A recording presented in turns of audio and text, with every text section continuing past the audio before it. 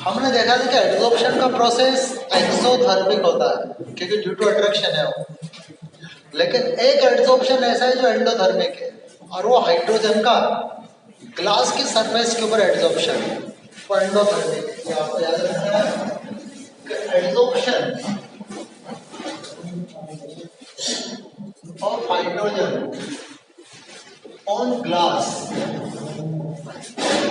Is endothermic. ये endothermic है। ये पर्टिकुलर एग्जांपल है। बाकी तो और सभी जो एड्सॉर्प्शन है वो क्या होते हैं, एक्सोथर्मिक होते हैं। बट ये पर्टिकुलर एड्सॉर्प्शन है जो कि ग्लास की सरफेस के ऊपर हाइड्रोजन गैस का एड्सॉर्प्शन है, ये एंडोथर्मिक होता है। तो ये था आपके थर्मोडायनेमिक्स ऑफ एड्सॉर्प्शन। इसके बाद देखें degree of adsorption. Degree of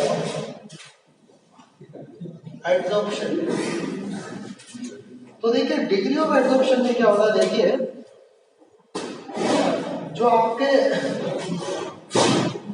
adsorbent, देखिए देखो किसी भी एड्सॉर्बेंट की सरफेस के ऊपर कितने ग्राम एड्सॉर्बेट एड्सॉर्ब हुआ, यानी कि amount of adsorbate which adsorb on the surface of adsorbent, this is known as degree of adsorption। जैसे डस्टर आपका एड्सॉर्बेंट है, डस्टर, अब डस्टर के यूनिट मास के ऊपर एड्सॉर्बेंट का कितना मास एड्सॉर्ब हुआ, that is known as degree of adsorption. यानी कि amount of adsorbent which adsorb on the unit mass of adsorbent, this term is known as degree of adsorption। amount of adsorbent, amount of adsorbent, amount of adsorbent which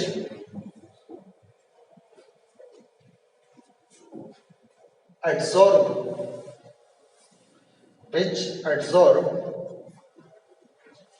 on the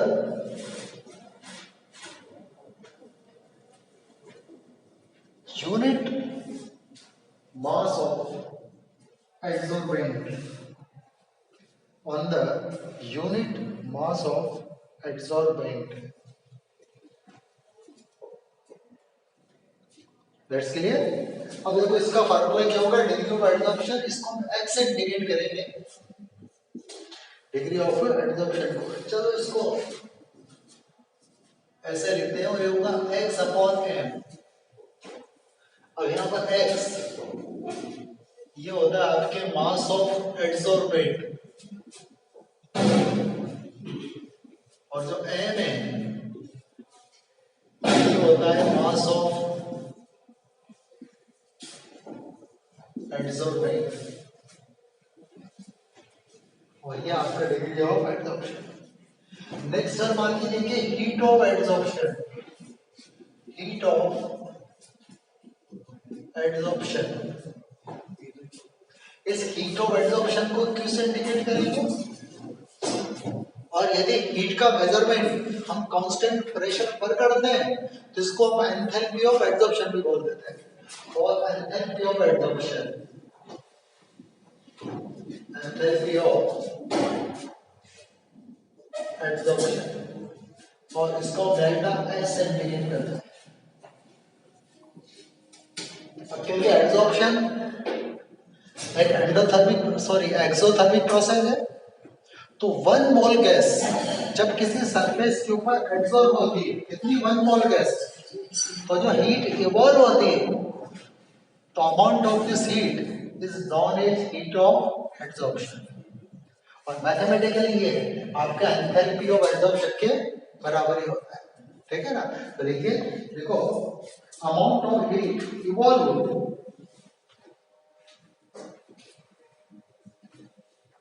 amount of heat evolved when 1 mole of adsorbate, when 1 mole of adsorbate adsorb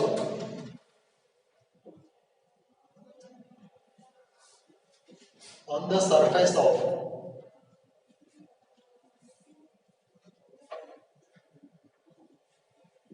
adsorbent,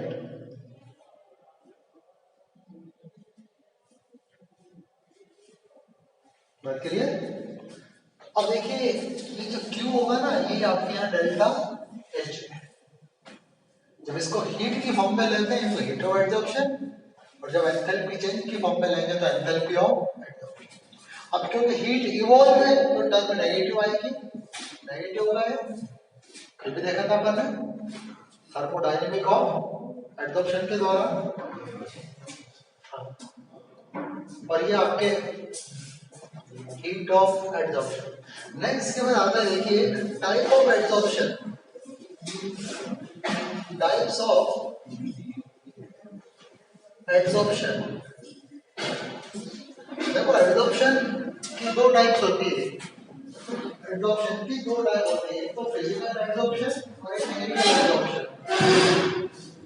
physical adsorption को short में बोलते हैं फिजिसॉर्प्शन।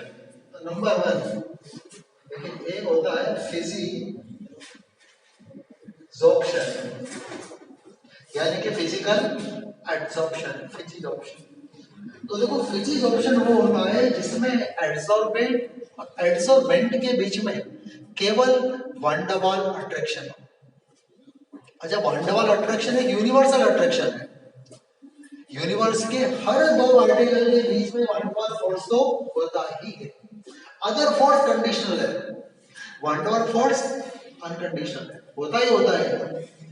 तो यहाँ पे एक surface और जो भी इसके कांटेक्ट में गैस आती है, लिक्विड आता है, जब दोनों के पार्टिकल के बीच में केवल और केवल वन डबल फोर्स हो, और इस वन डबल फोर्स के कारण जो एडसॉर्प्शन होगा that is not a physical adsorption. और इस फिजिकल एडसॉर्प्शन को शॉर्ट में बोला जा रहा है फिजिसॉर्प्शन, ठीक है। तो देखिए देखो, there is only one double force present, one double force present between adsorbent and adsorbate.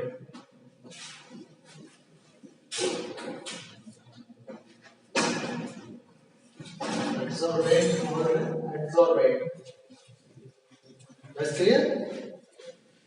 और जैसे इसका एग्जांपल, जैसे कि adsorption of ammonia on charcoal, जैसे कि एडसॉर्प्शन ऑफ अमोनिया गैस है ऑन चारकोल, चारकोल के ऊपर अमोनिया का एडसॉर्प्शन, ये तो फिजिसॉर्प्शन। देखो दूसरा होता है केमिसॉर्प्शन, केमिसॉर्प्शन।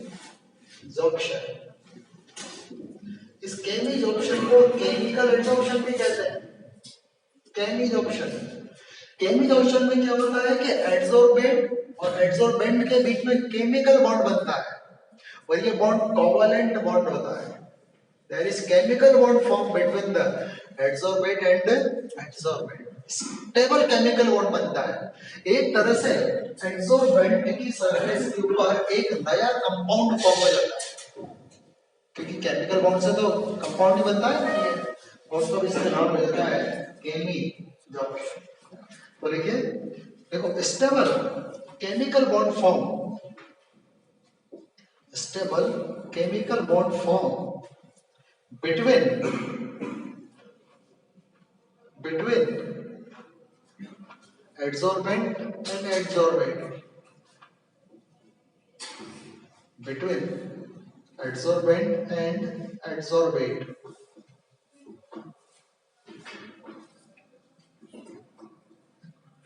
देखो type of bond is generally covalent bond, ये जो बॉन्ड होता है ना, जनरली कोवलेंट बॉन्ड होता है। Type of bond bond is generally covalent bond. चलो इसका एग्जांपल देखते हैं यार। तो इसका एग्जांपल है, देखिए एडसॉर्प्शन ऑफ हाइड्रोजन ऑन निकल, adsorption of hydrogen on the surface of निकल, ऑन निकल, निकल के सरफेस के ऊपर हाइड्रोजन का एडसॉर्प्शन, ये केमी ऑब्जेक्ट है। अब दोनों में डिफरेंस, तो एक डिफरेंट चार्ट बना लीजिए, फिजिक्स ऑप्शन और केमी ऑप्शन के ले लीजिए। तो सीरियल नंबर फिजिक्स ऑप्शन और केमी ऑप्शन,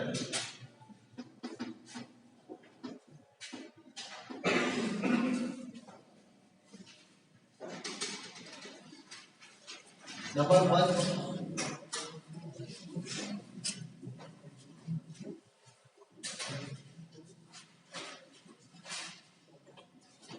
देखो, पहला जो डिफरेंस है वो तो अट्रैक्शन फोर्स का है। फिजिक्स ऑप्शन में क्या वन डबल फोर्स होता है, वन डबल फोर्स, और इसमें केमिकल बॉन्ड होता है, केमिकल बॉन्ड होता है। First difference. सेकंड डिफरेंस देखो दोनों में क्या है, ठीक है। देखो ये जो फिजिक्स ऑप्शन है रिवर्सिबल होता है, रिवर्सिबल। रिवर्सिबल का मतलब ये हुआ इसमें एडसॉर्प्शन डिसॉर्प्शन दोनों साथ चलते हैं, एडसॉर्प्शन और डिसॉर्प्शन, यानी कि गैस के मॉलिक्यूल एडसॉर्ब भी होता है और जो एडसॉर्ब मॉलिक्यूल है वो वहां से डिसॉर्ब भी होता है, वहां से इवेपोरेट भी होता है। तो दोनों में इक्विलिब्रियम होता है। ये रिवर्सिबल, ये इररिवर्सिबल प्रोसेस है।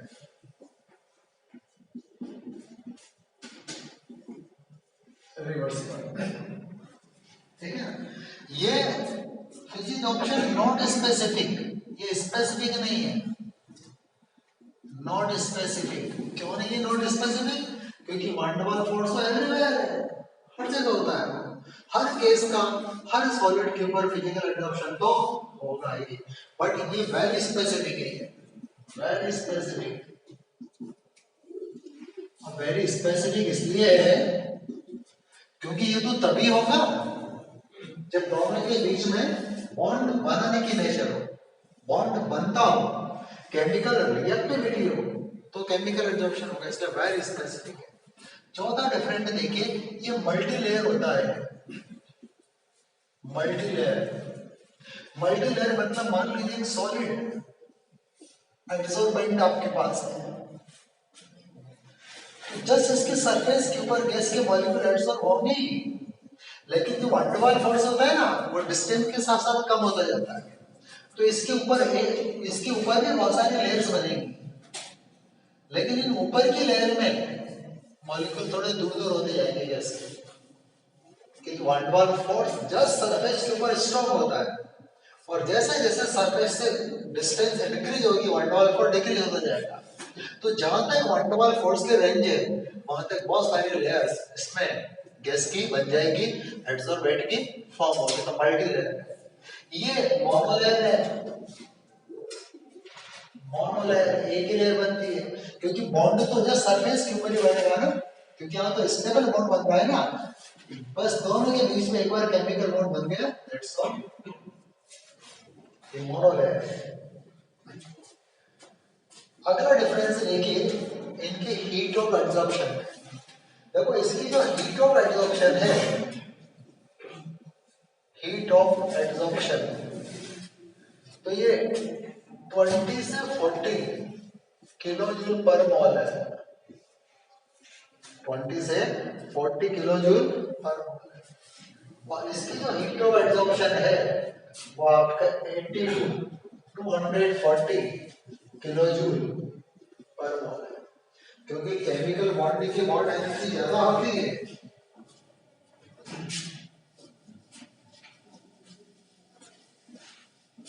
तो ये कुछ डिफरेंस हमने यहाँ मेंशन किए थे between in the फिजिजॉर्प्शन and chemical adsorption. अब इसके बाद factor affecting the adsorption, factor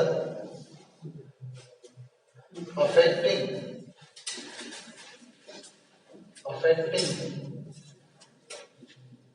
the adsorption, factor affecting the adsorption।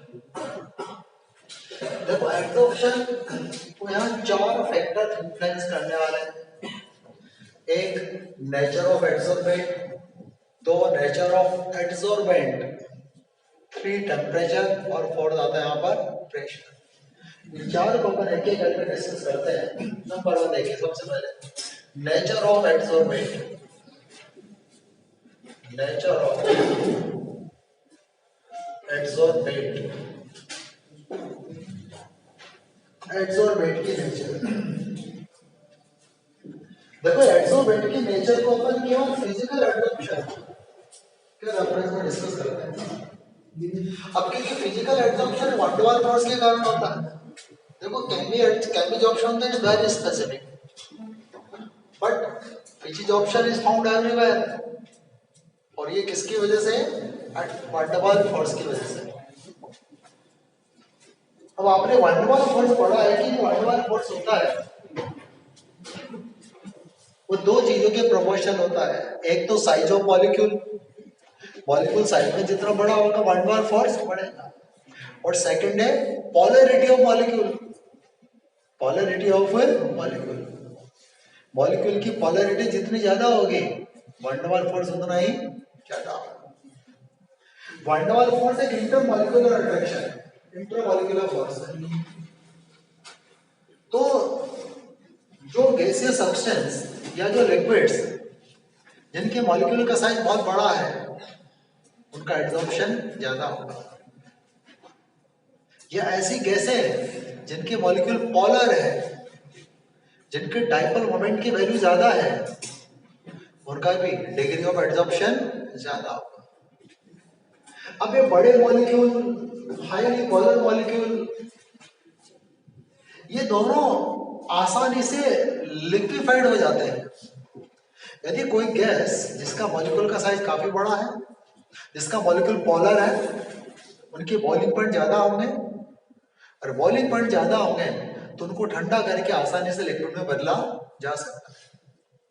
तो आंसर यहाँ पर एक लाइन लिखी हुई है नेचर ऑफ एड्सॉर्बेंट के बारे में कि इजीली लिक्विफिएबल गैसेस, ऐसी गैस जो आसानी से लिक्विड में बदल जाती है, उनका डिग्री ऑफ एड्सॉर्प्शन ज्यादा होगा। क्यों ज्यादा होगा? क्योंकि इजीली लिक्विड में वही गैसें बदलेंगी जिनमें वन टू वन फोर्स ज्यादा होगा। और वन टू वन फोर्स ज्यादा होने के लिए या तो उनके मॉलिक्यूल का साइज बड़ा होगा या उनमें डाइपोल मोमेंट ज्यादा होगा, उनमें पोलैरिटी ज्यादा होगी। तो यहाँ पर नेचर ऑफ एड्सॉर्बेंट में एक ही चीज है कि easily liquefiable gases have high value of degree of adsorption. इनका डिग्री ऑफ एड्सॉर्प्शन की वैल्यू हाई होती है, ज्यादा होती है। ऐसा इसीलिए हो रहा है क्योंकि उनमें वन टू वन फोर्स ज्यादा है और फिजिकल एड्सॉर्प्शन वन टू वन फोर्स के कारण ही है। लिखिए इसमें, देखो easily liquefiable gases, easily liquefiable gases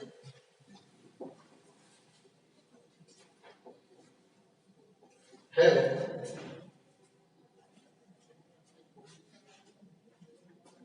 higher values of degree of adsorption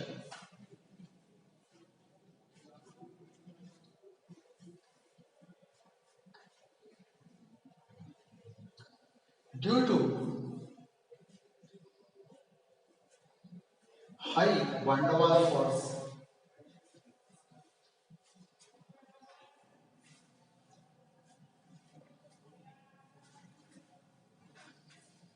ठीक है। कैसे जरा देखिए, अब यहाँ पर जैसे कि अमोनिया, कार्बन डाइऑक्साइड, नाइट्रोजन और हाइड्रोजन, चार गैसें मैंने लिखी थी। अब अमोनिया में होता है हाइड्रोजन बॉन्ड जो कि वन टू वन फोर्स से ज्यादा होता है, तो अमोनिया का डिग्री ऑफ एड्सॉर्प्शन में सबसे ज्यादा। कार्बन डाइऑक्साइड का मॉलिक्यूल नॉन पोलर है, लेकिन इसका मॉलिक्यूलर मास 44 है। तो कार्बन डाइऑक्साइड का वन टू वन फोर्स नाइट्रोजन से ज्यादा होगा, तो कार्बन डाइऑक्साइड का डिग्री ऑफ एब्जॉर्प्शन नाइट्रोजन से ज्यादा होगा, इधर नाइट्रोजन का हाइड्रोजन से ज्यादा होगा। तो हम देख रहे हैं कि इंटर मॉलिक्यूलर फोर्स डिक्रीज हो रहा है, तो आपका जो डिग्री ऑफ एब्जॉर्प्शन में डिक्रीज हो रहा है, it's order of degree of absorption, x upon m का ऑर्डर है, और ये nature of absorbent. Number 2, nature of absorbent, nature of absorbent. अब एब्जॉर्बेंट के केस में एक ही चीज है कि जो डिग्री ऑफ एब्जॉर्प्शन होगा ना नेचर ऑफ एब्जॉर्बेंट में, देखिए अब यहाँ पर एक ही चीज है नेचर ऑफ एब्जॉर्बेंट में, कि degree of absorption directly proportional to surface area, surface area of absorbent, absorbent का सरफेस एरिया। अब क्यों सरफेस एरिया? क्योंकि एब्जॉर्प्शन तो होता है सरफेस में, इनर पार्ट में तो होता नहीं। अब सरफेस जितनी ज्यादा होगी उतनी ज्यादा गैस एब्जॉर्ब होगी। यहाँ पर जो नेचर ऑफ एब्जॉर्बेंट है उसमें एक ही चीज आती है, degree of absorption proportional to surface area of absorbent, more surface area more degree of absorption. How can we increase the surface area? Method of increase of surface area, जरा उसकी चर्चा कर लेते हैं। देखिए इसी में तो देखो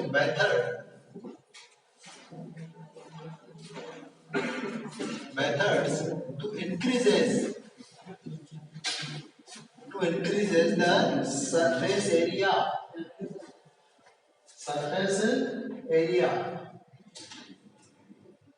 of adsorbent।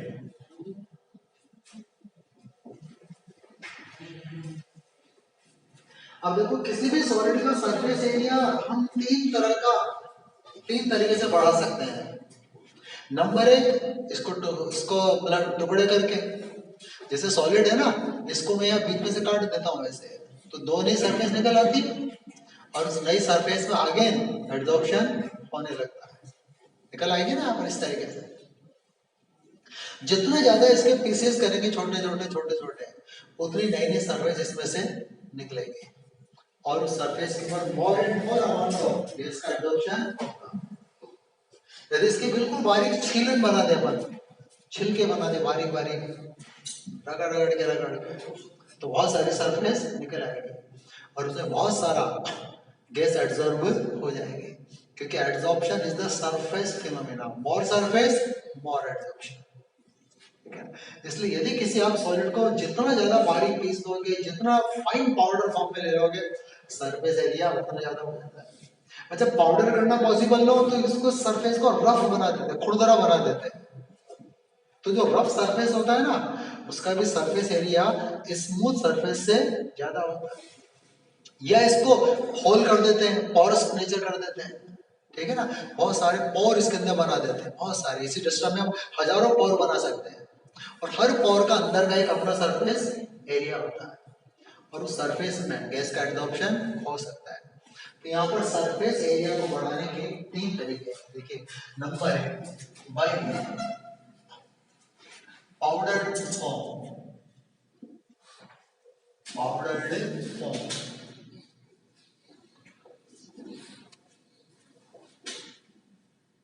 सॉलिड को किस फॉर्म में ले, हम पाउडर, फाइन पाउडर, जितना बारीक पाउडर होगा उतना सरफेस एरिया ज्यादा होगा। Number 2, by doing rough surface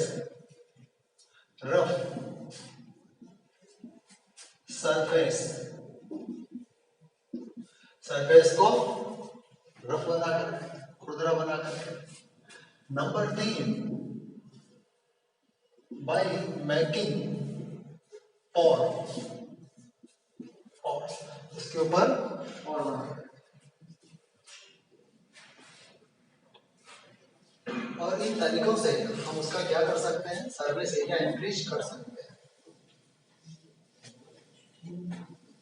तो ये था आपका नेचर ऑफ एडसॉर्बेंट। देखो पहला हो गया नेचर ऑफ एडसॉर्बेंट, फिर नेचर ऑफ एडसॉर्बेंट, और तीसरा होता है यहाँ पर टेम्परेचर। टेम्परेचर,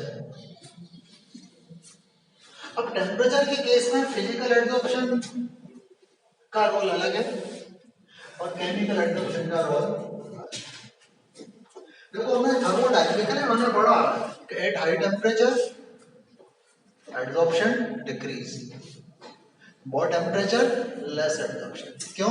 क्योंकि हाई टेम्परेचर में एडसॉर्प्शन का उल्टा होता है, डिसॉर्प्शन होता है। यदि एक पत्थर के टुकड़े को ठंडे पानी में डुबोगे तो पानी की ज्यादा क्वांटिटी उसकी सरफेस पर पे चिपक करके आएगी। यदि एक पत्थर के टुकड़े को गर्म करने पहले और फिर गर्म पानी में डुबो करके निकाले तो less amount of water will be absorb. और यदि अपन को एब्सॉर्प्शन के बाद और गर्म करें तो जो पानी एब्सॉर्ब हुआ था वो क्या होगा, डिसॉल्व हो जाएगा, इवेपोरेट हो जाएगा। तो at high temperature low value of the degree of absorption. तो ये बात है फिजिकल एब्सॉर्प्शन की। तो देखो टेम्परेचर की केस में देखें for फिजिजॉर्प्शन, for फिजिजॉर्प्शन, फिजिजॉर्प्शन means physical absorption. तो फिजिजॉर्प्शन में देखिए जो डिग्री ऑफ एब्सॉर्प्शन होता है, डिग्री ऑफ एब्सॉर्प्शन वो इनवर्सली प्रोपोर्शनल टू होता है टेम्परेचर, वो टेम्परेचर के इनवर्सली प्रोपोर्शनल होता है। ग्राफ इस तरीके से होगा कि आप डिग्री ऑफ एडसॉर्प्शन और टेम्परेचर इस तरह का ग्राफ,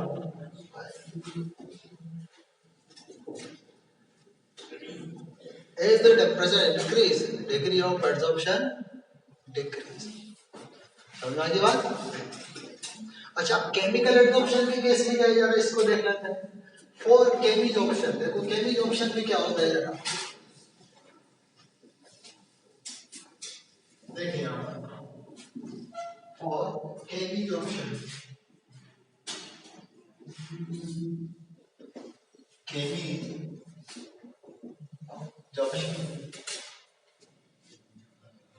देखिए केमिजॉर्प्शन में क्या होता है। देखो केमिजॉर्प्शन में एक ग्राफ के द्वारा मैं आपको एक्सप्लेन करता हूँ, x अपॉन n और टेम्परेचर। अब क्योंकि केमिजॉर्प्शन में तो केमिकल बॉन्ड बनता है किसके बीच में, एडसॉर्बेंट, एडसॉर्बेंट के बीच में। और केमिकल बॉन्ड में जस्ट हम पढ़ के आ रहे हैं chemical kinetics, at the temperature increase rate of reaction increase. क्योंकि वहां पर तो जो बड़ा बड़ा टेम्परेचर है वो रिएक्टेंट स्पीशीज को एक्टिवेशन एनर्जी प्रोवाइड करता है। तो as the temperature increase degree of adsorption increase बढ़ेगा। क्यों बढ़ रहा है? बिकॉज जो हीट एनर्जी है provide the activation energy to reacting species. यहाँ रिएक्टिंग स्पीशीज दो ही है, एडसॉर्बेंट और एडसॉर्बेंट। हाँ लेकिन एक लिमिट तो बढ़ेगा, इसके बाद और टेम्परेचर बढ़ाएंगे तो घटेगा भी। क्यों? देखो एक पॉइंट तक तो ये बढ़ रहा है डिग्री ऑफ एडसॉर्प्शन, लेकिन उसके बाद घट रहा है। इसलिए घट रहा है क्योंकि और हीट दोगे तो फिर बाउंड एनर्जी भी तो होती है, बाउंड टूटने लगता है। तो हाई टेम्परेचर पर यहां से यहां तक का जो पॉइंट है ना, देखिए ये इसके आगे तक सपोज करो ये पॉइंट ये ओ ए और बी, ये तो ए के आगे, ए और बी के आगे यहाँ पर ये जिस ग्राफ का जो डिसेंडिंग पार्ट है, एक तो असेंडिंग पार्ट और डिसेंडिंग पार्ट, तो यहाँ पर क्या होगा कि हीट जो भी हीट एनर्जी लेंगे, heat act as a bound energy, bound energy. इसलिए डिग्री ऑफ एडसॉर्प्शन घटने लगेगा। बट इसका जो असेंडिंग पार्ट है ये वाला ये वाला पार्ट ओ ए, यहाँ पर heat provide the activation energy, यहाँ पर हीट एक्टिवेशन एनर्जी का काम करेंगे, heat act as a activation energy, और एक्टिवेशन एनर्जी यदि रिएक्टेंट स्पीशीज को मिल जाएगी तो कूलाइड करके प्रोडक्ट में कन्वर्ट हो जाता है। तो ये अच्छा, एक टेम्परेचर के केस में एक चीज और है, जब डिग्री ऑफ एडसॉर्प्शन के ऊपर हम टेम्परेचर का इफेक्ट जानने की कोशिश करते हैं तो प्रेशर को कांस्टेंट करते हैं, कांस्टेंट प्रेशर पर डिग्री ऑफ एडसॉर्प्शन और टेम्परेचर का जो रिलेशन होता है इसको बोलते हैं एडसॉर्प्शन आइसोबार, इसको बोलते हैं एडसॉर्प्शन आइसोबार। देखिए एडसॉर्प्शन आइसोबार, इसका मतलब एक ही है, relation between degree of adsorption यानी x upon n and temperature at constant pressure, constant pressure. ध्यान रहे एडसॉर्प्शन आइसोबार, आइसोबार का मतलब होता है प्रेशर कांस्टेंट है, तो प्रेशर कांस्टेंट है but temperature is the variable. तो relation between the x upon n, x upon n क्या है, degree of adsorption and temperature at constant pressure, this relation is known as adsorption isobar. ये दो graph isobar पे represent कर रहे हैं, ये फिजिक्स ऑप्शन के लिए एडसॉर्प्शन आइसोबार है और ये ग्राफ केमिकल एडसॉर्प्शन के लिए एडसॉर्प्शन आइसोबार है। तो ये था आपका टेम्परेचर। चौथा बड़ा इंपॉर्टेंट फैक्टर आ रहा है कि इसके ऊपर बहुत क्वेश्चन बनते हैं और वो चौथा फैक्टर होता है प्रेशर। प्रेशर, अब देखो प्रेशर के केस में क्या है, जरा ध्यान दीजिए। जब हम एडसॉर्प्शन के ऊपर प्रेशर की स्टडी करते हैं तो टेम्परेचर को कांस्टेंट रखते हैं। अब कांस्टेंट टेम्परेचर है तो आइसोथर्म हो जाता है, आइसोथर्मल प्रोसेस हो जाता है, तो इसको बोलते हैं एडसॉर्प्शन आइसोथर्म, इसका नाम हो जाता है एडसॉर्प्शन आइसोथर्म। जैसे हमने इसको कहा ना एडसॉर्प्शन आइसोबार, वैसे इसको कहेंगे एडसॉर्प्शन आइसोथर्म। अब एडसॉर्प्शन आइसोथर्म में क्या है, एडसॉर्प्शन आइसोथर्म का मतलब ये है कि relation between the degree of adsorption and pressure at constant temperature, this relation is known as adsorption isotherm। देखिए देखो relation between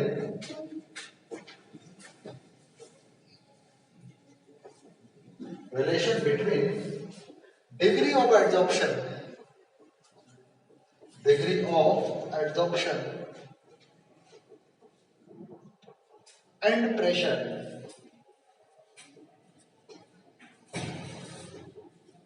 is known as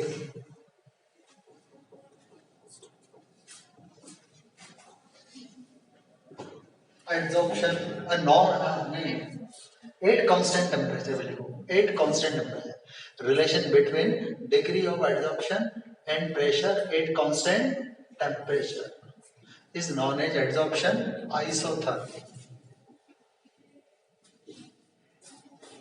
अच्छा, यहां पर हम फिजिकल एडसॉर्प्शन की बात करेंगे, केमिकल की नहीं, क्योंकि chemical adsorption is a very specific. देखो टेम्परेचर को तो किया था बात कि क्या टेम्परेचर का रोल है, बट केमिकल एडसॉर्प्शन में फिजिक्स प्रेशर का रोल हो भी सकता, नहीं भी हो सकता है। और प्रेशर का रोल तो केवल वहां है जहां गैसेस रिएक्टेंट होते हैं, बट वहां पर एडसॉर्बेंट तो सॉलिड है, एडसॉर्बेंट तो सॉलिड है वैसे भी। तो जब प्रेशर की स्टडी कर रहे हैं तो आप केमिकल एडसॉर्प्शन की बात नहीं करेंगे, we will discuss only about the physical adsorption, क्योंकि ये प्रेशर से वाकई अफेक्टेड होता है। केमिकल अफेक्टेड हो भी सकता है और नहीं हो सकता, क्योंकि स्पेसिफिक होता है। यदि वहां पर रेट ऑफ रिएक्शन को प्रेशर इन्फ्लुएंस कर रहा है तो अफेक्टेड होगा, नहीं कर रहा है तो नहीं होगा। और वैसे भी एक पार्ट तो वहां सॉलिड है ही, तो उस पर तो कोई रोल नहीं है प्रेशर का। ये है केवल फिजिकल एडसॉर्प्शन की बात करते हैं। अब देखो फिजिकल एब्जॉर्प्शन की केस में डिग्री ऑफ एब्जॉर्प्शन एक सम होने और प्रेशर के बीच में क्या रिलेशन है। तो क्या होता है देखिए, कुछ इस तरीके से ग्राफ आता है, प्रेशर इंक्रीज करेंगे तो एक्स अपॉन एम इंक्रीज होता है, प्रेशर इंक्रीज करेंगे एक्स अपॉन एम इंक्रीज होता है। पहली चीज तो पहले इंक्रीज होगा, फिर रेट ऑफ इंक्रीमेंट कम हो जाएगी, फिर बाद में जाकर के कांस्टेंट हो जाता है, ऐसा ग्राफ। अब ये ग्राफ भी अलग अलग टेम्परेचर पर अलग अलग आएगा। जैसे मैंने तीन ग्राफ यहाँ बनाया, एक T1 टेम्परेचर पर, एक T2 और एक, ये तीन एड्सॉर्प्शन आइसोथर्म है। ये एक्स अपॉन एम प्रेशर का ग्राफ है T1 टेम्परेचर पर, ये ग्राफ है T2 टेम्परेचर पर, ये ग्राफ है T3 टेम्परेचर। अच्छा क्या बता सकते हैं कि T1, T2, T3 सबसे हाई टेम्परेचर कौन सा होगा?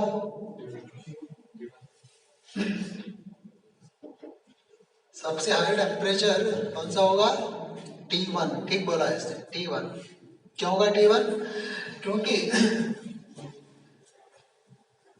लोड देखो, क्योंकि हाई टेम्परेचर पर डिग्री ऑफ एड्सॉर्प्शन कम होता है। इस ग्राफ में एक्स अपॉन एम कम है, ये देखो यहाँ देखो कि यहाँ पर आ रहा है।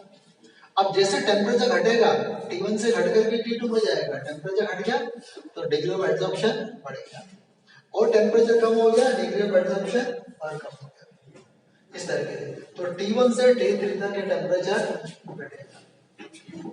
अब यहाँ पर देखिए,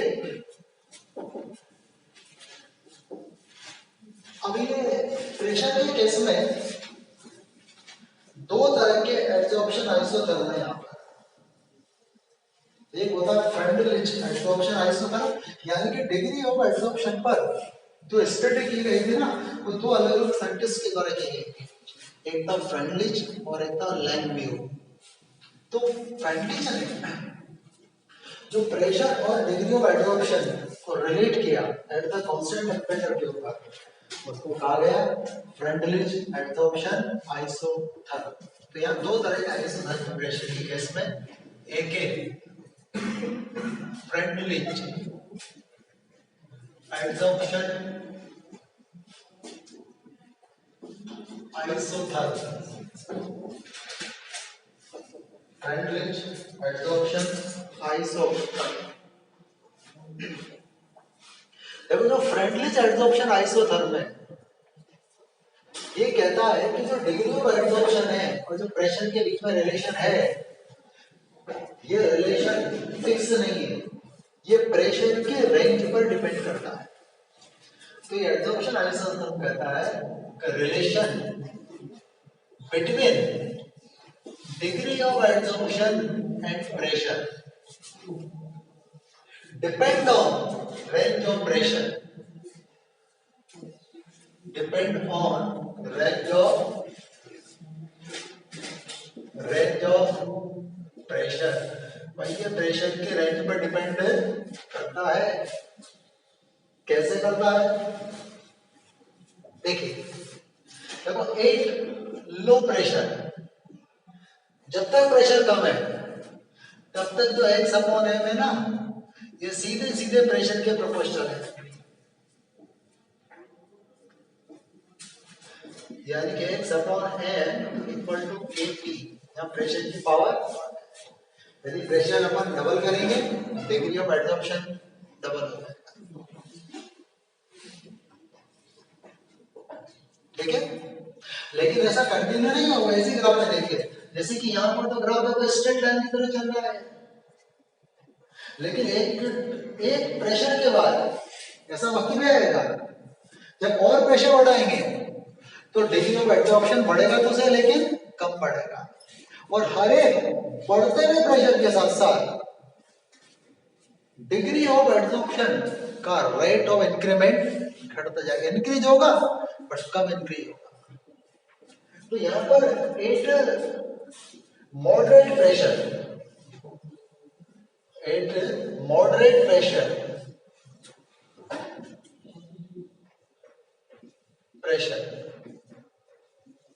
ये तो था लो प्रेशर पर, ये था मॉडरेट प्रेशर पर।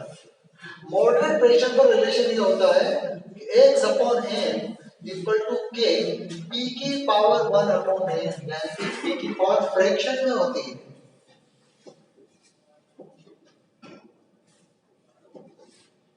और किस में होती है? फ्रैक्शन में होती है। और n की वैल्यू 1 से इनफाइनाइट तक होगी। यहाँ पर n की जो वैल्यू होगी ना, n ये होगा आपका 1 टू इनफाइनाइट। जब n 1 हो जाएगा तो p की पावर 1 है, इनफाइनाइट होगा तो p की पावर 0 है। और 1 कब होगा, इनफाइनाइट कब होगा? एट वेरी हाई प्रेशर के ऊपर। इसके बाद तीसरी कंडीशन होती है एट हाई प्रेशर।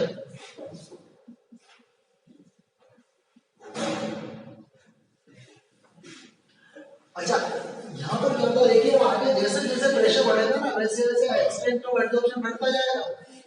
इसके बाद एक प्रेशर ऐसा भी आएगा जिसको बोलते हैं सैचुरेटेड प्रेशर। अब उसके बाद आप कितना भी प्रेशर बढ़ा दो, लेकिन डिग्री ऑफ एब्जॉर्प्शन नहीं बढ़ता, कांस्टेंट हो जाता है। तो एक हाई प्रेशर में क्या होता है कि डिग्री ऑफ एब्जॉर्प्शन है वो सीधा कांस्टेंट हो जाता है, बराबर constant. And this pressure is known as saturated pressure. At high pressure, और हम लिख भी सकते हैं इसके नीचे saturated pressure। ये saturated pressure होता है। अब यहाँ पर इसको इन तीनों कंडीशन को देखो, ग्राफ के द्वारा हम रिलेट करते हैं। देखिए एक और ग्राफ बनाते हैं। देखो ये तो डिग्री ऑफ एब्जॉर्प्शन और प्रेशर। अब जब तक प्रेशर कम है तो x upon n directly proportional to the pressure, यानी कि एक स्ट्रेट लाइन आएगी, लाइन स्ट्रेट होगी यहाँ पर।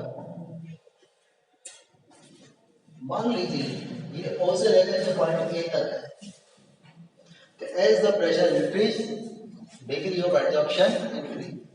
बट एक पर्टिकुलर प्रेशर के बाद, मान लो प्रेशर P1, यहाँ पर अब हर एक इंक्रीज प्रेशर के साथ ये ग्राफ कर्व के फॉर्म में आता जाएगा, आगे जाकर के सीधा हो जाएगा। ये P ये होगा सैचुरेटेड प्रेशर, ये पॉइंट B उसके आगे के कांस्टेंट हो जाएगा। ये और A के बीच का जो ये तो है लो प्रेशर, ये हाई प्रेशर, और ये मीडियम प्रेशर होता है, मीडियम प्रेशर। और तीनों में तीन तरह के रिलेशन होता है। तो हमने देखा है रिलेशन लो प्रेशर पर बहुत सिंपल है, हाई प्रेशर पर भी सिंपल है, लेकिन जो मीडियम प्रेशर पर है उस मीडियम प्रेशर के हर एक पॉइंट के ऊपर एक अलग रिलेशन है, यानी कि इनफाइनाइट रिलेशनशिप है x अपॉन n प्रेशर के बीच में। तो यहाँ पर एक मीडियम प्रेशर, एक medium pressure x upon n equal to k p की पावर 1 अपॉन n। अब क्योंकि n की वैल्यू 1 से इनफाइनाइट पर है, तो there is infinite relationship between the degree of absorption and pressure. अब लेट इस फॉर्मूले को सिंपलीफाई करने के लिए क्या करते हैं, इसका लॉगरिथम ले लेते हैं। देखिए तो logarithm of x upon n equal to logarithm of k plus 1 upon n और लॉगरिथम ऑफ t। ये आपने इसका ले लिया लॉगरिथम। लॉगरिथम लेते ही ये बहुत ही सिंपल इक्वेशन में कन्वर्ट हो गई। एक जो इक्वेशन थी, और क्या सिंपल इक्वेशन बनी, y is equal to c plus ml। और एक अनदर ग्राफ क्या बनेगा, x अपॉन m, नहीं लॉगरिथम x अपॉन n और द लॉगरिथम ऑफ t। तो पॉजिटिव स्लोप के साथ एक ग्राफ आएगा o a, और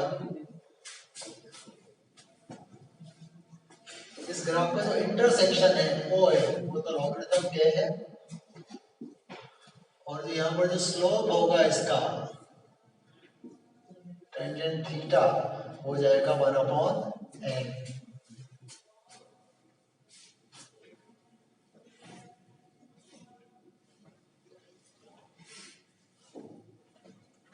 आगे बात, तो ये था फ्रेंडलिच एड्सॉर्प्शन आइसोथर्म। इसके बाद एक आता है लैंगम्यूर एड्सॉर्प्शन आइसोथर्म। तो दूसरा आइसोथर्म आता है लैंगम्यूर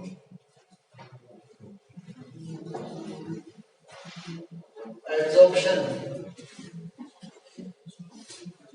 आइसोथर्म।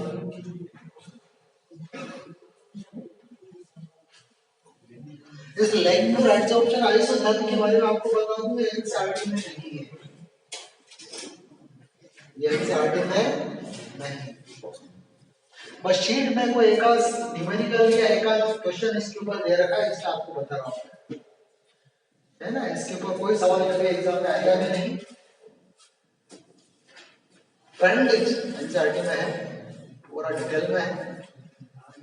लैंगम्यूर आरबीएस में नहीं है, दोनों में नहीं। हाँ, ये करीब 10 साल पुरानी किताब में था लैंगम्यूर एड्सॉर्प्शन आइसोथर्म, लेकिन प्रेजेंट बुक्स में पिछले 10 ईयर से दोनों जगह नहीं है, एनसीईआरटी में नहीं है, राजस्थान बोर्ड में, इसलिए एग्जाम से इसका कोई कनेक्शन नहीं है। आप शीट सॉल्व करते हो तो वहां को एक आईआईटी 43 में भी कोई सवाल नहीं मिलेगा इसके ऊपर, इसलिए 43 में आईआईटी में कोई सवाल इसके ऊपर नहीं आया, नीट में कोई सवाल इसके ऊपर नहीं आया, ठीक है ना। बस शीट में आपको एक के दो सवाल इसके ऊपर मिल सकते हैं, ठीक है, एक दो सवाल मिलेंगे, ज्यादा नहीं मिलेंगे वहां भी, ज्यादातर इसी के ऊपर है वहां भी, उनको पता है कि है ही नहीं तो बच्चों को ऐसे डाल देता है का सवाल। अब लैंगम्यूर एड्सॉर्प्शन आइसोथर्म पे देखिए, इसके अंदर होता क्या है, ये एड्सॉर्प्शन और डिसॉर्प्शन दोनों को एक साथ कंसीडर करता है। देखो फ्रेंडलिच एड्सॉर्प्शन आइसोथर्म में मानते हैं केवल एड्सॉर्प्शन होता है, डिसॉर्प्शन नहीं होता, बट एक्चुअल में जो फिजिकल एड्सॉर्प्शन में तो डिसॉर्प्शन के साथ ही होता है कि जैसे ही किसी सॉलिड की सरफेस के ऊपर एड्सॉर्ब की एक मोनोलेयर डिपॉजिट हो जाएगी, वैसे डिसॉर्प्शन भी स्टार्ट होगा। जो गैस के मॉलिक्यूल एड्सॉर्ब हो जाएंगे वो एनवायरनमेंट से एनर्जी अब्सॉर्ब करके वहां से डिसॉर्ब होने की टेंडेंसी भी रखते हैं। तो लैंगम्यूर एड्सॉर्प्शन आइसोथर्म जो डिग्री ऑफ एड्सॉर्प्शन मेजर करता है ना, वो इक्विलिब्रियम स्टेट में मेजर करता है, यानी कि इसमें degree of adsorption is measure in the equilibrium state between the adsorption and desorption, यानी कि adsorption and desorption take place simultaneously, दोनों इकट्ठे होते हैं, और उस equilibrium के स्टेट में ही एड्सॉर्बेंट के यूनिट मास के द्वारा गैस का जितना अमाउंट एड्सॉर्ब किया जाता है that is actual degree of adsorption. बात समझ में आ रही है ना। तो यहाँ पर इक्विलिब्रियम स्टेट में डिग्री ऑफ एड्सॉर्प्शन मेजर किया जाता है। इक्विलिब्रियम किस किस के बीच में, एड्सॉर्प्शन और डिसॉर्प्शन के बीच में। तो एक नई इक्वेशन बनती है जिसको बोलते हैं लैंगम्यूर एड्सॉर्प्शन आइसोथर्म। लिखिए, देखो degree of adsorption is measure, degree of adsorption is measured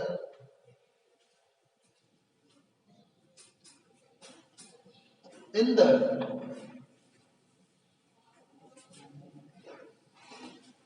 equilibrium state, in the equilibrium state between the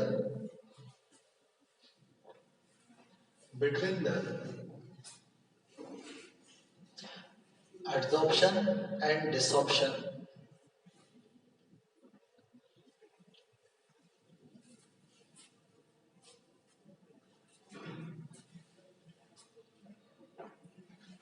ठीक है, अब एड्सॉर्प्शन आइसोथर्म की इक्वेशन कुछ इस तरीके से होती है, इसके अंदर x upon n equal to AC upon 1 plus BC।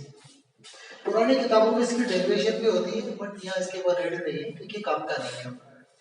तो x अपॉन n तो डिग्री ऑफ एड्सॉर्प्शन होता ही है, तो हियर यहाँ पर a और b कांस्टेंट है,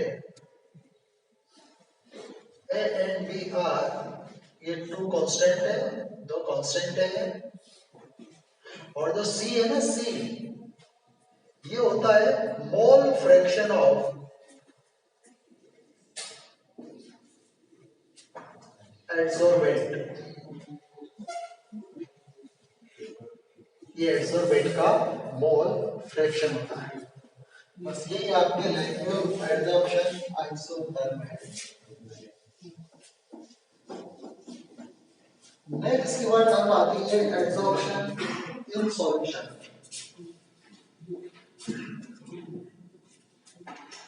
नेक्स्ट टर्म आती है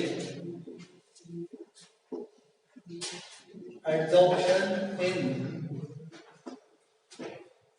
सॉल्यूशन, यानी कि सॉल्यूशन में एडसॉर्प्शन डाल लिया। एडसॉर्प्शन इन सॉल्यूशन, देखो कोई भी सॉल्यूशन है, जैसे मान लीजिए एसिटिक एसिड का सॉल्यूशन है, देखिए एक सॉल्यूशन है जिसमें पानी में एसिटिक एसिड घुला हुआ है, एसिटिक एसिड एक्वस सॉल्यूशन है जिसकी कंसंट्रेशन है 1 मोल पर लीटर। मान लीजिए अज्यूम करो 1 मोल पर लीटर। अब हम क्या करते हैं, सॉल्यूशन के अंदर चारकोल डाल देते हैं, कोयले को बारीक पीस के डाल दिया, वही चारकोल होता है, और इसको छोड़ दिया हमने आधे घंटे के लिए। बाद में इसको छान लिया हमने, फिल्टर कर लिया। फिल्टर करने के बाद दोबारा जब इसमें हम एसिटिक एसिड की कंसंट्रेशन को मेजर करेंगे तो वो जो बाकी जो कंसंट्रेशन होगी ना वो लेस देन 1 मोल पर लीटर हो जाएगी, क्योंकि थोड़ा सा एसिटिक एसिड चारकोल की सरफेस पर एब्सॉर्ब होकर के बाद चला जाएगा।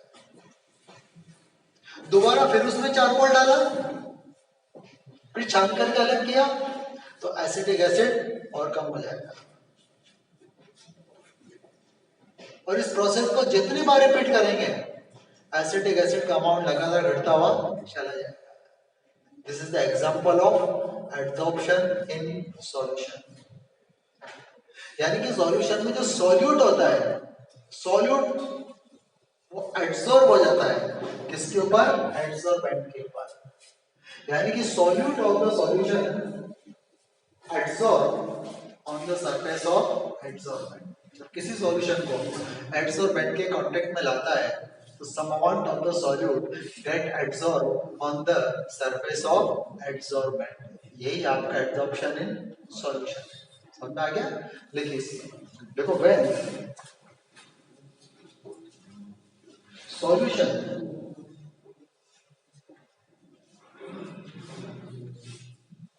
is kept in the contact of, when solution is kept in the contact of adsorbent,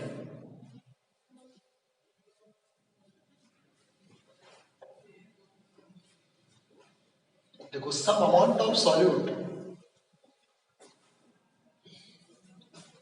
some amount of solute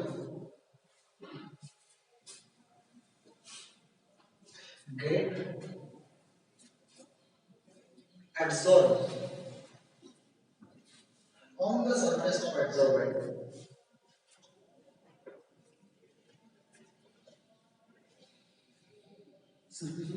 adsorbent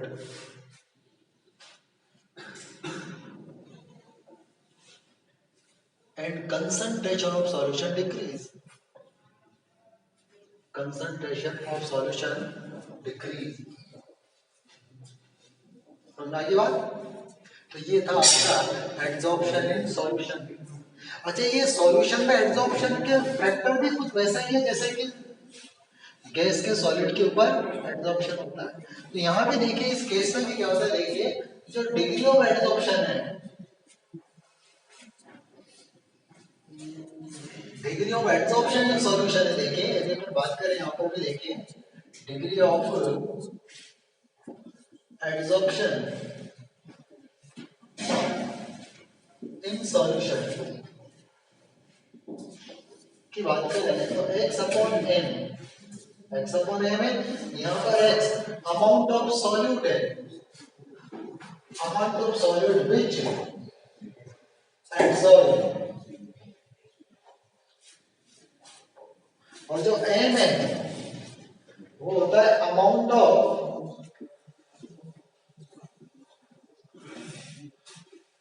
absorbent, वो एब्जॉर्बेंट का अमाउंट है। बस ये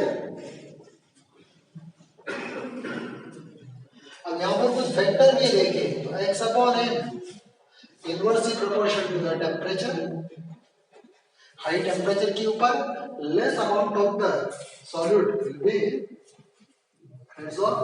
number 2 x upon n directly proportional to the surface area of adsorbent। ये एडसोर्बेंट का surface area है। Number third होता है ना यहाँ पर, तो होता है नेचर ऑफ एडसोर्बेंट। देखो नेचर ऑफ, अब नेचर ऑफ एडसोर्बेंट में क्या है, जो अलग अलग सॉलिड पाउडर होते हैं जैसे कि चारकोल, सेलुलोज, इनके केस में डिग्री ऑफ एडसॉर्प्शन अलग अलग होता है। यानी कि डिफरेंट टाइप ऑफ एडसोर्बेंट, देखिए यहाँ पर डिफरेंट टाइप ऑफ एडसोर्बेंट,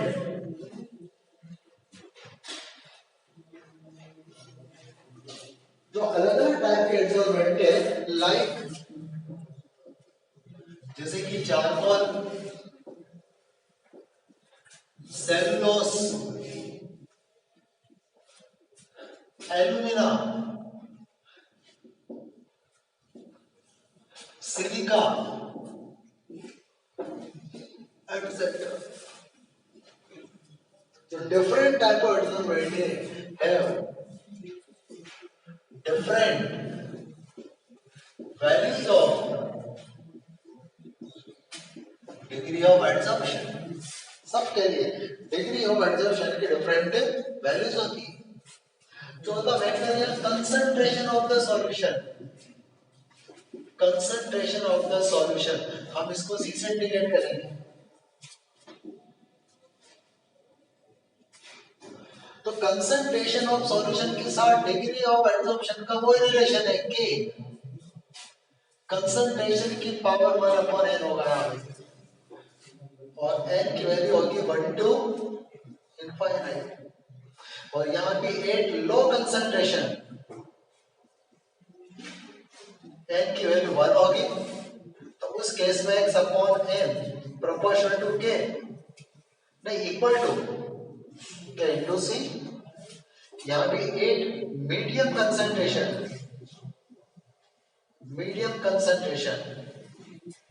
उस मीडियम कंसंट्रेशन पर जो n की वैल्यू है वो 1 से ज्यादा होगी, n is equal to n, देखो n की वैल्यू होगी ना is less than infinite but greater than 1।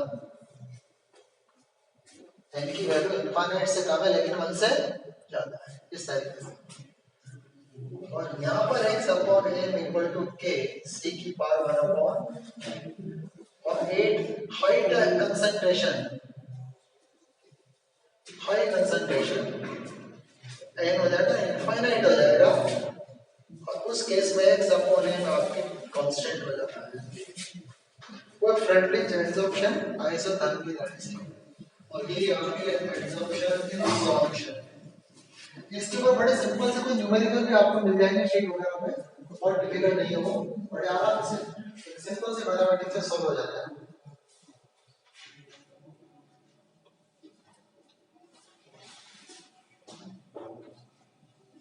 अब इसके बाद application of adsorption, daily life में, इंडस्ट्री में एडसॉर्प्शन कहाँ यूज होता है।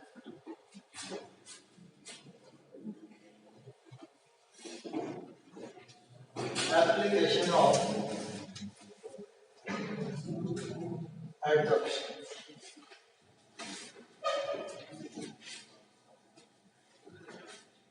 देखो इसके बहुत ही छोटे छोटे एप्लीकेशन है जो आपके एनसीईआरटी आरबीएससी बुक्स में गिवन है।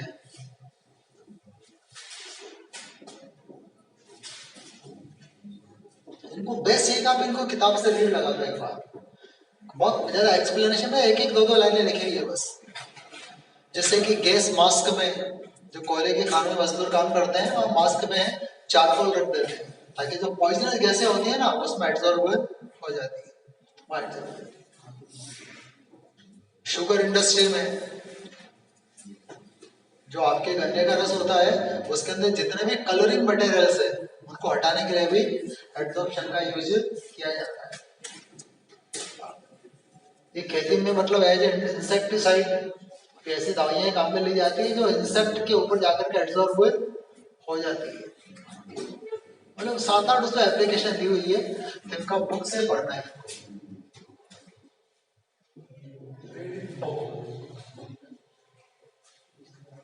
पढ़ लेना बस, ठीक है ना, और रटने की जरूरत नहीं है।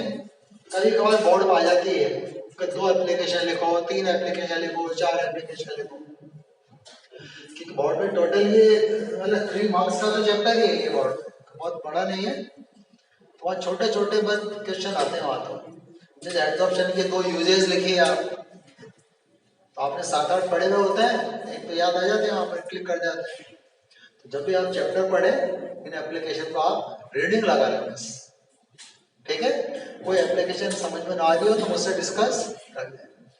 इन एप्लीकेशन को लिख करके लिखवा करके आप कहते हैं वेस्ट तो नहीं है, लेकिन हम कंज्यूम नहीं करेंगे अपन, ये किताब से पढ़ना है इसको, ठीक है। तो इस चैप्टर का ये एक टॉपिक खत्म हो जाता है यहाँ पर एब्जॉर्प्शन। नहीं, इसके बाद दूसरा इसमें टॉपिक आता है catalysis and catalyst and catalyst, catalysis and catalyst. देखो कैटालाइसिस एंड कैटलिस्ट, देखो कैटलिस्ट एक सब्सटेंस है, एक सब्सटेंस है कैटलिस्ट। क्या करता है कैटलिस्ट? वो रेट ऑफ रिएक्शन को चेंज कर देता है, अल्टर कर देता है। और कैटलिस्ट के द्वारा जो रेट ऑफ रिएक्शन में चेंज होता है इस प्रोसेस को बोलते हैं कैटालाइसिस। तो कैटालाइसिस इज द प्रोसेस, एक ऐसा प्रोसेस है जो कैटलिस्ट के द्वारा होता है। कैटलिस्ट के द्वारा क्या होता है? रेट ऑफ रिएक्शन चेंज होता है, यानी कि change in the rate of reaction by catalyst. This process is known as catalysis. Catalyst क्या होते हैं? ऐसे सब्सटेंस होते हैं जो रेट ऑफ रिएक्शन को चेंज कर देते हैं, लेकिन उनका खुद का कॉन्स्टिट्यूशन आखिरी तक कांस्टेंट बना रहता है। यहां पर ये सही नहीं है कि कैटलिस्ट रिएक्शन में इन्वॉल्व नहीं होते हैं, कैटलिस्ट रिएक्शन में पार्टिसिपेट करते हैं। रिएक्शन की मैकेनिज्म में कैटलिस्ट का इन्वॉल्वमेंट होता है। आपने ऑर्गेनिक रिएक्शन मैकेनिज्म में पढ़ा होगा, जैसे कि एस्टर का हाइड्रोलाइसिस, एसिड कैटालाइज हाइड्रोलाइसिस। अब वो एसिड एज ए कैटलिस्ट है, तो क्या वो एसिड पार्टिसिपेट नहीं करता क्या रिएक्शन में? करता है ना, एज ए रिएक्टेंट पार्टिसिपेट करता है वो, लेकिन उसके जितने मोल पार्टिसिपेट करेंगे उतने रिफॉर्म में हो जाते हैं।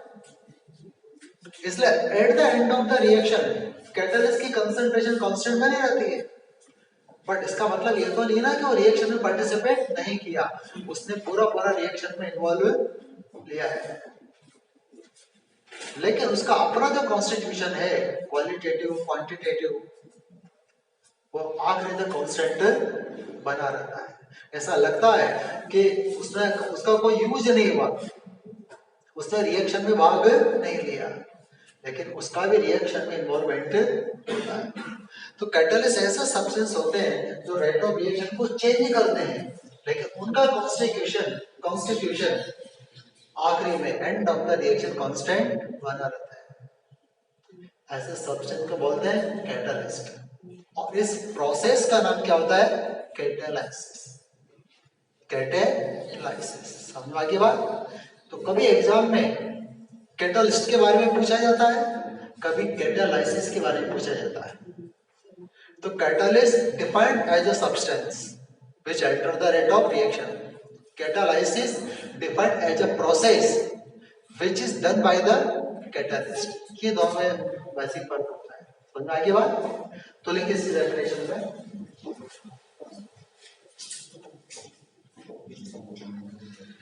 some substances they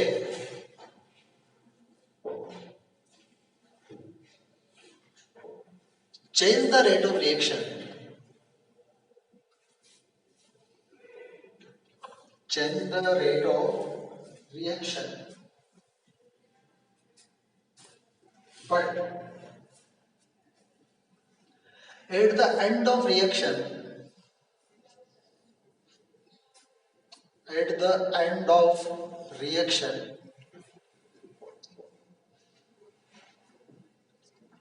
constitution of catalyst remain constant. नहीं, constitution of substance, ये देखो catalyst में constitution of substance remain constant.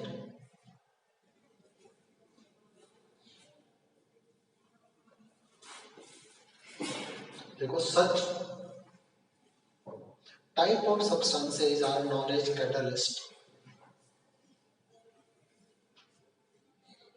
Such type of substances are known as catalyst.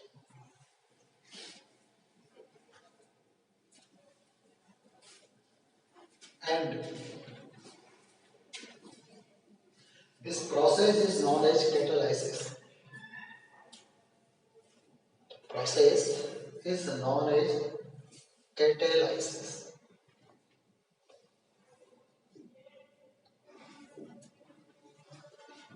समझ की बात? अब देखो जैसे कि एक रिएक्शन देखते हैं, जैसे कि पोटेशियम क्लोराइड है, जब इसकी सिंपल हीटिंग की जाती है तो पोटेशियम क्लोराइड और ऑक्सीजन बनती है, लेकिन स्लो होती है रिएक्शन। कैसे होती है?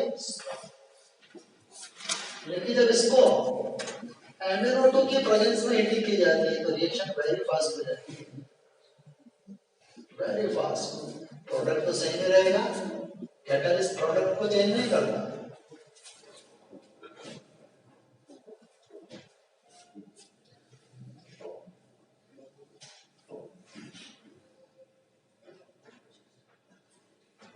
अब type of catalysis, type of catalysis and catalyst दोनों को साथ में लेके चलते हैं।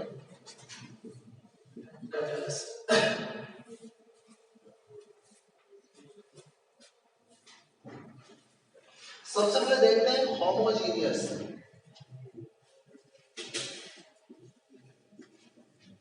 Homogeneous catalysis.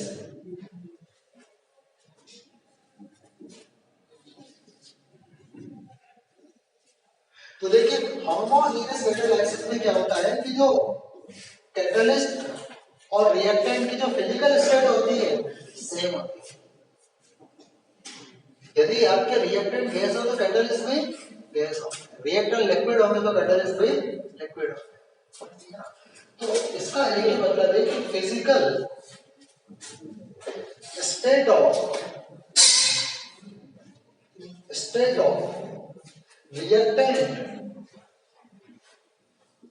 reactants and catalyst is same। दोनों की फिजिकल स्टेट सेम होती है तो इसका नाम क्या होगा? Homogeneous catalysis. इस प्रोसेस का नाम होगा होमोजेनियस कैटालाइसिस। जैसे कि देखो सल्फर डाइऑक्साइड का ऑक्सीडेशन नाइट्रिक ऑक्साइड कैटालिस्ट की प्रेजेंस में, सल्फर डाइऑक्साइड में, ये देखिए अब यहाँ पर NO भी गैस है और ये रिएक्टेंट भी गैस है। ये NO यहाँ पर होमोजेनियस कैटालिस्ट है। इसी तरीके से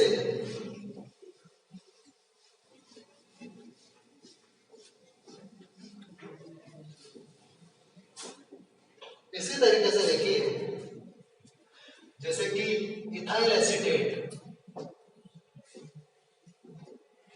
का हाइड्रोलाइसिस। अब इथाइल एसीटेट एक लिक्विड सब्सटेंस है, इसका हाइड्रोलाइसिस वाटर भी लिक्विड सब्सटेंस है, वाटर इज आल्सो लिक्विड। अब इसमें एसिड कैटलिस्ट होता है, एसिड, और भाई ये भी लिक्विड ही है। अब प्रोडक्ट में एक तो बनता है एसिडिक एसिड, अगेन लिक्विड, और एक इथेनॉल, ये भी अगेन लिक्विड है। ये होता है आपके होमोजेनियस कैटलिस्ट। बोलना की बात। चलो बाकी अब नेक्स्ट क्लास में देखेंगे, बाद में भी कोई आए शायद।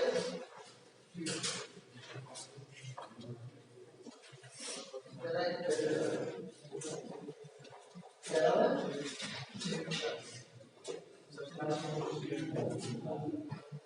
शेप रखे यार, ये भुवनेश्वर नहीं आता है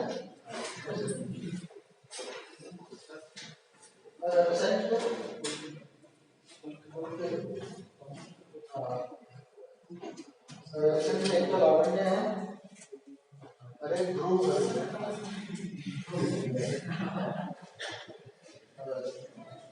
आदित्य प्रताप है, एक है लावण्य है तो छोटा भी आदित्य